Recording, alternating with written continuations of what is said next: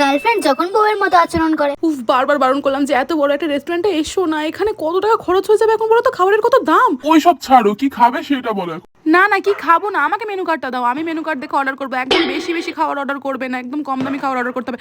বাপ রে বাপ, দেখছো তো এখানে কত দাম থেকে খাবার দাবার শুরু। এখানে একটা মাত্র চাউমিন দেখাচ্ছে 180 টাকা দাম, তাহলে 2 প্লেট চাউমিন ভাবো তো কত টাকা হবে। কোনো ব্যাপার না, আমি 2 প্লেট চাউমিন অর্ডার করে দিচ্ছি। এই না না, একদম না, 2 প্লেটের কোনো দরকার নেই, 1 প্লেটই অর্ডার করো। 1 প্লেট থেকে আমরা দুজন শেয়ার করে খেয়ে নেবো, একদম বেশি অর্ডার করতে যাবে না। দাদা বলছি যে 1 প্লেট চাউমিন দিন। হ্যাঁ, আর কিছু লাগবে না? না না, আর কিছু লাগবে না, আপনি 1 প্লেটই চাউমিন দিন, ব্যাস, আর কিছু না। এখন কত টাকা বিল হবে কে জানে, কি দরকার ছিল এত বড় একটা রেস্টুরেন্টে আসার, বাবা বুঝি না আমি। বাবা এতগুলো টাকা নিয়ে এইটুকুখানি চাউমিন দিয়েছে, তার সাথে 2টো চামচ দিয়েছে। এই 2টো চামচ নিয়ে কি করবো এতটুকু চাউমিনের মধ্যে? তোর এর থেকে তো ভালো আমাদের পাড়ার ওই রবি কাকু আছে না, ওর কাছে যদি এত টাকা চাউমিন নিতাম তাহলে পুরো গুষ্টি শুধু লোক খেত।